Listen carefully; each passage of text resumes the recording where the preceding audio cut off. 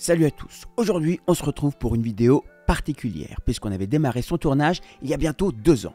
Mathilde et Franck sont passionnés de sport. Comme beaucoup de nos clients, ils ont eu la chance de faire de leur passion aussi un métier puisqu'ils gèrent ensemble une agence qui s'occupe de l'image des sportifs. Lorsqu'ils ont eu l'opportunité de faire construire leur maison à 2 pas de leur maison existante dans le 78, tout près du Vésinet, Mathilde et Franck ont pensé en tout premier à 1. S'équiper avec une salle de sport de folie pour assouvir leur soif d'exercice et 2. Créer une salle de cinéma qui leur permette de se sentir dans les meilleures conditions lorsqu'ils veulent regarder un film en famille avec leurs 2 filles. Et c'est là qu'on en vient à la particularité de ce projet puisque ces 2 espaces n'en seront qu'un seul. Pour équiper cette maison flambant neuve avec une installation home cinéma parfaitement intégrée et hyper immersive, nous avons donc prévu les équipements suivants. On commence avec notre toile Infinity montée sur notre écran de projection Ceiling Screen Tension. Exceptionnellement pour cette installation, nous avons accepté d'installer le vidéoprojecteur historique que possédaient Franck et Mathilde qu'ils avaient dans leur ancienne maison. Ce projecteur JVC XD30 n'est certes pas 4K, il n'est pas non plus super lumineux, mais fait un job suffisant le temps d'utiliser la lampe qui vient tout juste d'être changée et que la période des travaux et les frais qu'ils engendrent passent, histoire de pouvoir se faire plaisir avec un vidéoprojecteur laser de dernière génération. Le projecteur sera bien entendu encastré dans un caisson au niveau du faux plafond et dans la partie cinéma de cette grande pièce de vie qui servira donc de bureau, de salle de sport et de salle ciné. Nous installerons un coffre avec un retour lumineux dans la zone cinéma. Côté son, on utilisera l'AVCX 4700H pour un son précis et puissant tout en offrant une vaste possibilité d'écoute pour du multiroom.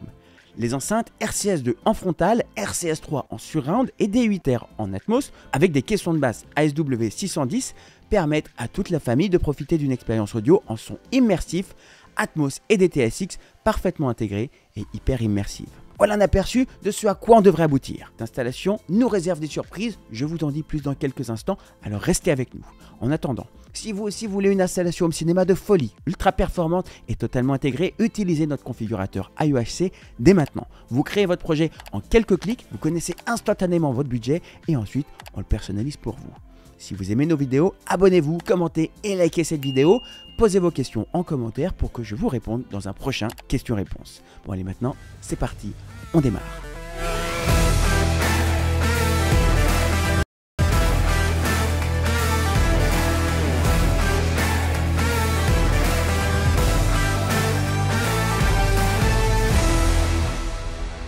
Salut à tous, aujourd'hui on est à Saint-Nom-la-Bretèche, on est dans le 78 et on est sur l'installation de Franck qui nous a contacté il y a pas mal de temps en fait maintenant parce que c'est une maison en construction et c'est pour ça que je pense que ça va être intéressant pour vous de voir cette vidéo puisqu'on est déjà passé il y a peut-être 5, enfin non c'était au dernier confinement, là on est en ce moment où on filme, c'est le 2e confinement, donc lors du 1er confinement on était venu et on avait passé tous les câbles. On avait tourné un petit peu de la vidéo pour vous montrer un petit peu comment c'était et aujourd'hui on va finaliser l'installation, enfin la 2e partie de l'installation qui consiste à installer le placo qui nous a demandé avec le retour lumineux, installer les enceintes, l'écran de projection, le support motorisé, enfin faire une installation home cinéma complète et on reviendra ensuite d'ici à mon avis quelques semaines pour finaliser totalement l'installation et installer aussi pas mal de télé.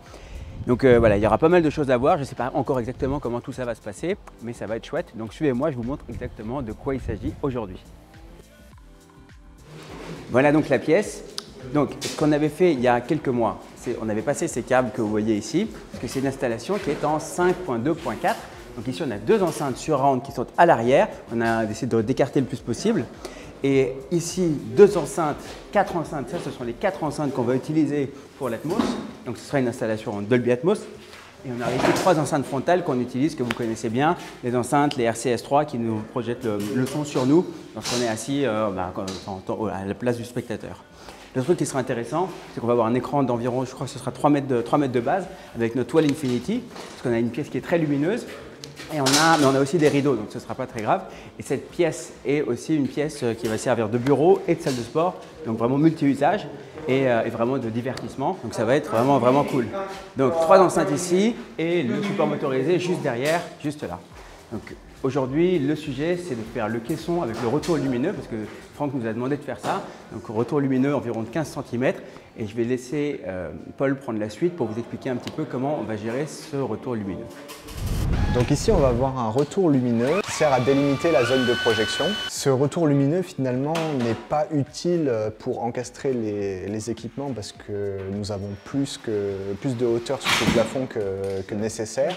Mais le client souhaite quand même le réaliser pour avoir cette ambiance un peu plus, pour avoir cette délimitation de sa zone de projection. Par contre, la pièce est déjà assez basse, on a une hauteur sous le plafond de 1,50 m, donc le but du jeu c'est de faire un décaissement qui ne soit pas trop bas pour ne pas empiéter sur le volume de la pièce. L'idéal pour nous c'est de faire 15 cm. Pourquoi 15 cm? Parce que quand on fait nos retours lumineux, on va avoir à peu près 8 cm.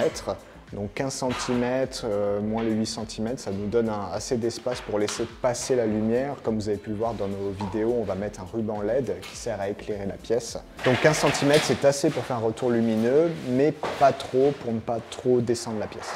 Alors initialement, nous avions prévu de faire le décaissement, l'installation plus haut que le plafond existant. Le plafond a été abaissé après coup. Et ça nous pose un problème parce que là, comme vous pouvez le voir, nous avons une ventilation, une aération de fenêtres. Et du coup, on va avoir notre décaissement qui sera plus bas que cette aération. Donc bien entendu, il faut que cette aération existe. Donc il va falloir qu'on trouve une solution pour la déporter et pour pouvoir laisser rentrer l'air dans la pièce. Très important. Ici, nous avons l'emplacement pour le support motorisé qui va se trouver pas exactement entre deux ourdis, donc il va falloir qu'on crée un support pour pouvoir le fixer facilement. Le projecteur, le vidéoprojecteur du client actuel rentrerait tout juste dans cet espace, mais le but c'est quand même de pouvoir faire évoluer son système s'il le souhaite à l'avenir. Donc on va essayer de créer un espace de 23-25 cm pour préparer l'avenir, parce que les vidéoprojecteurs, contrairement à ce qu'on pense, ne sont pas forcément plus petits avec le temps, parce que ça reste des vidéoprojecteurs home cinéma, donc ils ont des grands ventilateurs qui tournent lentement. Donc le volume est assez grand. Donc ce qu'on va faire ici, c'est qu'on va descendre, on va faire un petit caisson pour le vidéoprojecteur, le plus compact possible pour que ça reste élégant et discret, mais pour que le client puisse changer son vidéoprojecteur à l'avenir s'il le souhaite.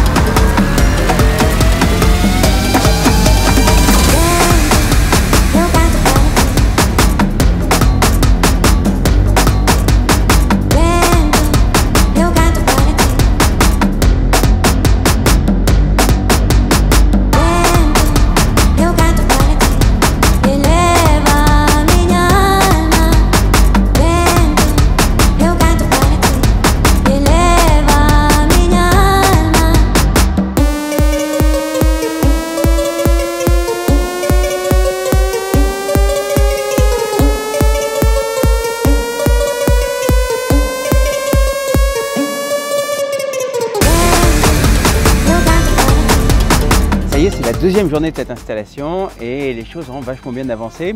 Sauf qu'il y a un petit problème. Je vais vous dire ce que c'est, comme ça, parce que je vous ai toujours dit, on ne vous cache rien. Donc suivez-moi, je vais vous montrer notre problématique. C'est une erreur qui est de mon fait. Donc, je vous explique exactement ce qui s'est passé. Donc, hier, toute l'équipe a construit le faux plafond, le retour lumineux.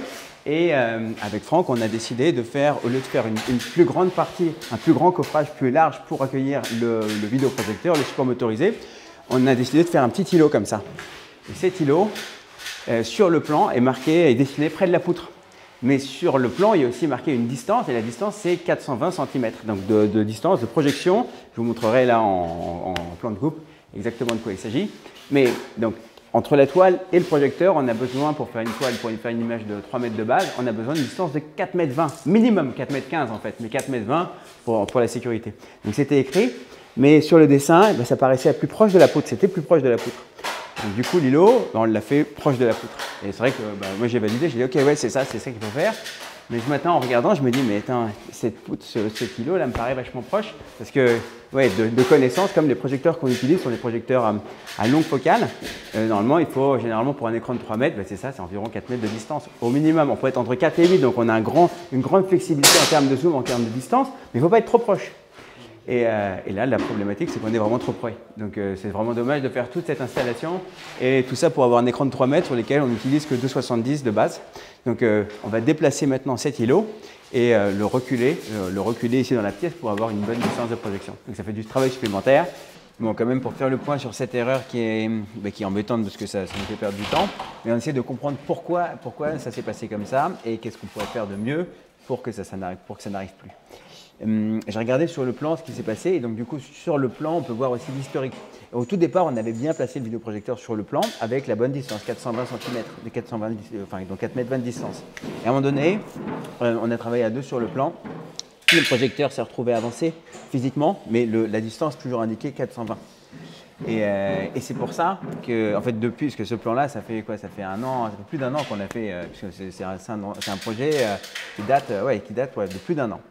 Et entre-temps, maintenant, ce qu'on a fait, c'est qu'à chaque fois qu'on vous fait un plan, on met la distance de projection sur le plan, mais aussi le mini-maxi avec le projecteur. Donc, par exemple, là, comme je peux vous montrer sur l'autre plan, maintenant sur un plan qu'on a fait très récemment, vous pouvez voir donc quel vidéoprojecteur on utilise. Si on vous met une alternative sur le projet, entre tel ou tel modèle, on va vous dire, ok, si ce projecteur-là, pour faire telle taille d'écran, par exemple pour un écran de 3 mètres, avec le TW9400, il faut que vous soyez entre 445 et 937 cm.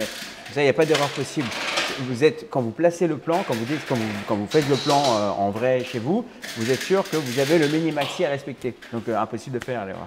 Donc, en fait, on avait déjà le temps de savoir corriger cette erreur au fur et à mesure. Il y a déjà pas mal de temps. Mais c'est un plan qui était resté comme ça historiquement et sur lequel on avait simplement cet objet avec cette poutre, donc le livre qui s'est rapproché de cette poutre et qui donnait vraiment tout de suite le sentiment que le livre devait être collé à la poutre et pas être en recul de la poutre. Voilà.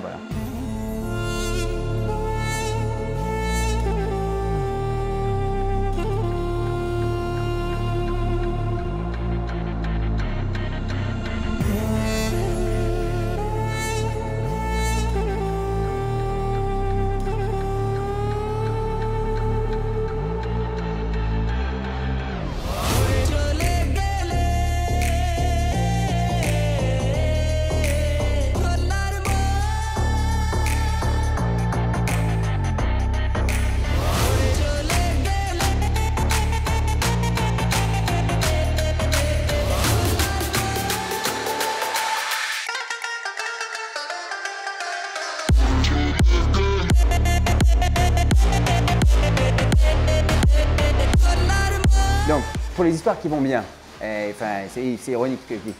On a ici un faux plafond qui était déjà existant, qui a été créé pendant la construction, donc il y a quelques semaines de ça. Et donc nous, on crée notre coffrage avec retour lumineux autour. On s'est ajusté exactement avec 15 cm, parce que c'est la hauteur qu'il faut, c'est ce que Paul vous a expliqué, je crois, pour qu'on ait quelque chose qui soit élégant, qui soit joli, avoir un retour lumineux avec une lumière indirecte qui soit jolie sur le plafond.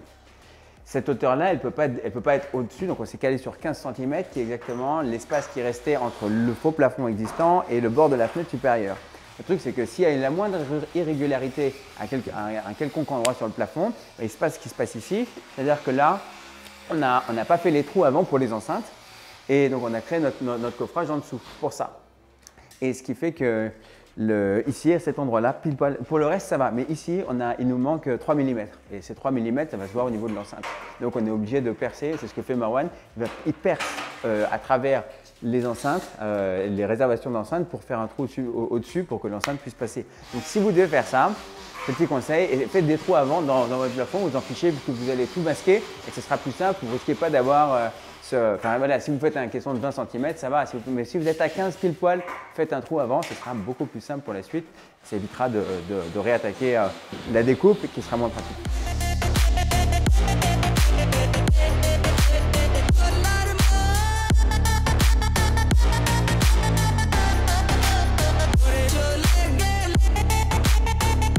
Ça y est, c'est la fin de cette deuxième journée. On a rattrapé, enfin c'est Paul et Mohamed qui ont bien rattrapé l'histoire et Marwan aussi. Et ils ont fait un sacré boulot. Ils ont rebouché ici. Demain, on va peindre avec le airless parce que tout a été peint ici avec le airless dans la pièce. Et a priori, je pense qu'on va le faire au airless, peut-être au rouleau, mais à mon avis plutôt au airless. Bref, le support motorisé sera installé demain. Évidemment, le vidéoprojecteur, ce sera bien après, ce sera peut-être dans un mois, le temps qu'ils aient vraiment emménagé ici et qu'il n'y ait surtout plus de poussière. Il faut qu'on fasse vite parce que après-demain, il y aura le parquet qui sera posé. Donc, il faut vraiment qu'on ait tout terminé demain. Donc, peinture, les finitions ici au niveau du coffrage des caissons lumineux.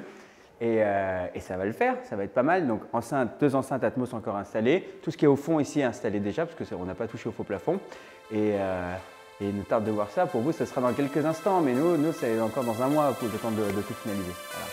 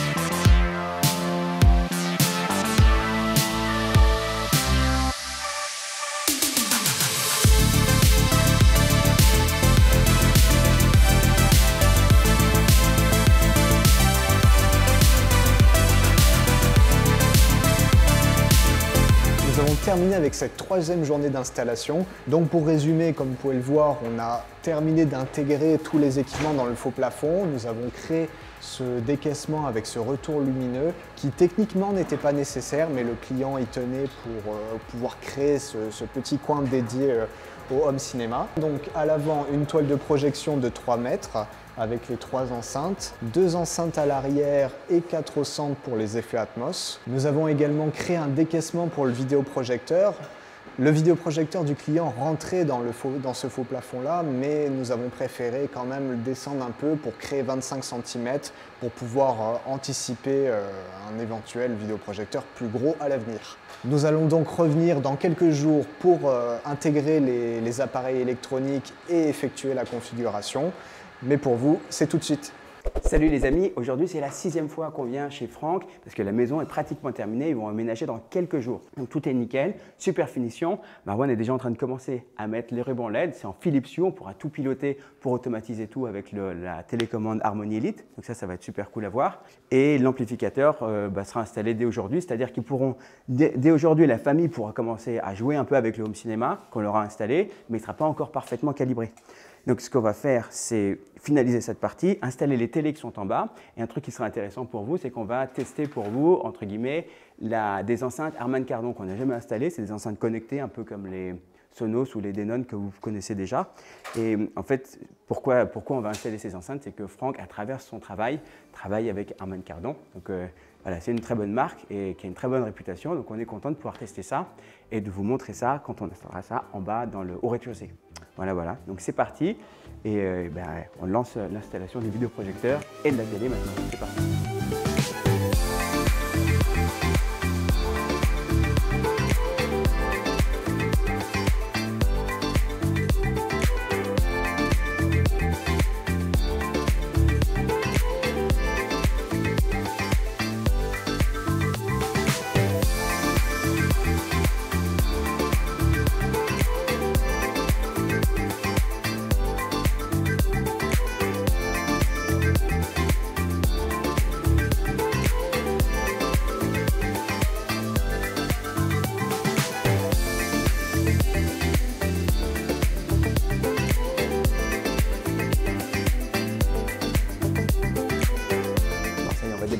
La VCX 4700, c'est la dernière génération des amplis de Denon. Donc ça marche du feu de Dieu comme à chaque fois.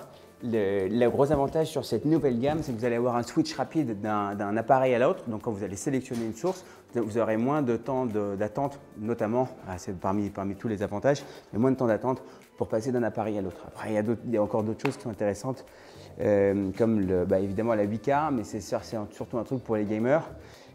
Franck a une PlayStation et je crois que c'est pour lui ou ses enfants, je ne sais pas encore. Mais en tout cas, je ne pense pas que ce soit un gros gamer qui voudra le taux de rafraîchissement rapide, etc. Donc, qui sont les principaux avantages sur les nouveaux amplis de la gamme. Donc, on va l'installer. Le truc important, on y revient à chaque fois. Regardez, là, il a acheté un meuble qui est magnifique. C'est du gros bois, c'est du bois robuste, mais ce n'est pas assez profond. Donc, il y a plein de meubles télé qui ne sont pas faits pour ça. Et notamment celui-là, il y a plein de meubles télé qui sont faits vraiment juste pour une utilisation vraiment basique, pour poser une télé dessus, sans avoir réfléchi en amont à une utilisation home cinéma un peu plus cossue, voilà, comme ce que nous on installe. Donc vraiment faites gaffe avant d'acheter vos meubles, parce que sinon vous vous retrouvez toujours dans la galère. Là on va découper tout le fond pour mettre l'ampli à l'intérieur, donc on va le modifier pas mal, ça nous fait du travail en plus et c'est mieux de le prévoir en amont. Ça me fait penser à un truc, Paul est en train de dessiner une gamme de meubles télé qui est magnifique. J'ai vu les photos, on pourra vous les montrer lors d'un live, ça pourrait être un truc intéressant. Alors, si c'est un truc qui vous intéresse, pensez à vous abonner et comme ça on reviendra vers vous dès qu'on a les nouvelles à ce sujet. Maintenant c'est parti, on déballe.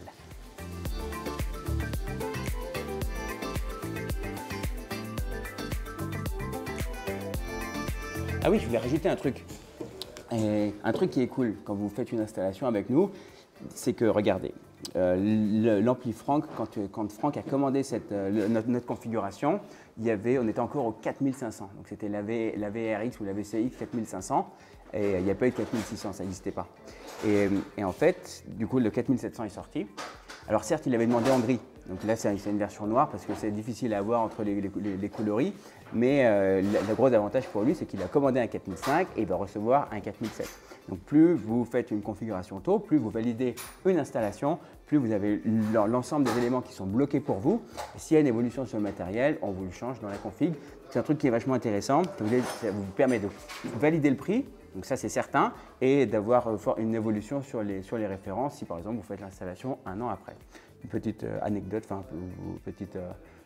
petit élément supplémentaire à savoir qui est intéressant.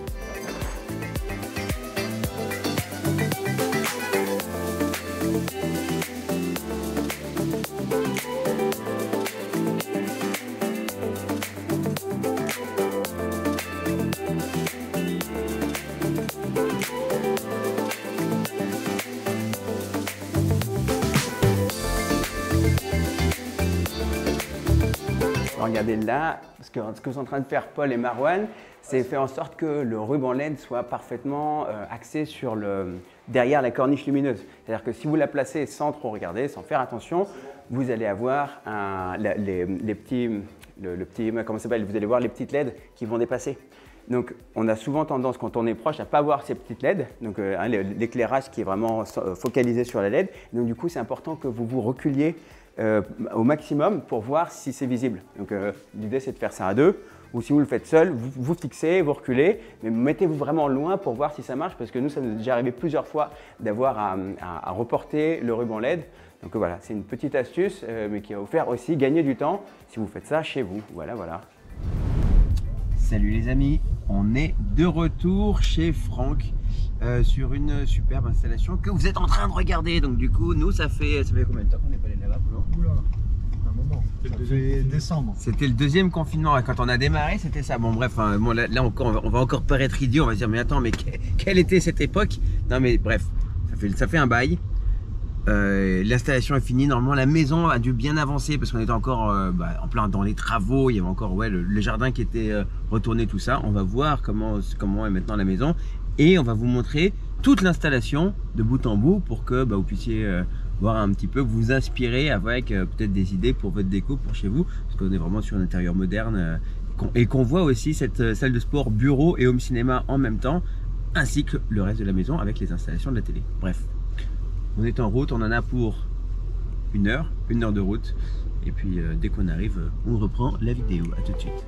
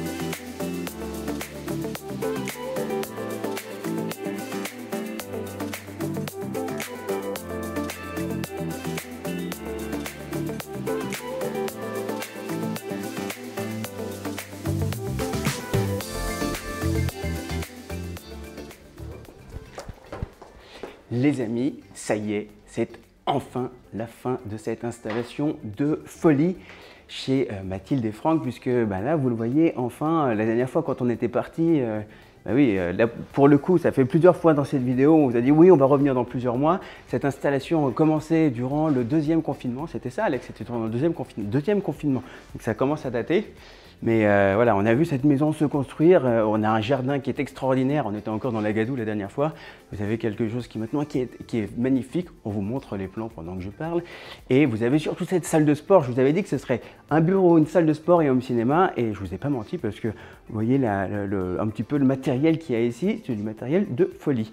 Tout comme ça, ce home cinéma, cette installation qu'on a réalisé de bout en bout, on a réalisé ce magnifique coffrage avec 3 enceintes frontale toujours encastrée dans le plafond, mais qui vous donne l'impression que le son sort de la toile, notre toile Infinity de 3 mètres de base, et surtout le système Atmos avec toute cette salle qui vous plonge directement dans l'immersion du contenu que vous êtes en train de regarder. Et donc tout ça piloté automatiquement avec cette super télécommande qui ne se fait plus, vous le savez. Du coup, j'espère que vous avez pris plaisir à regarder cette installation. Comme vous en souvenez, on a fait cette installation, on a eu aussi cette histoire de trappe qu'on a parfaitement récupérée.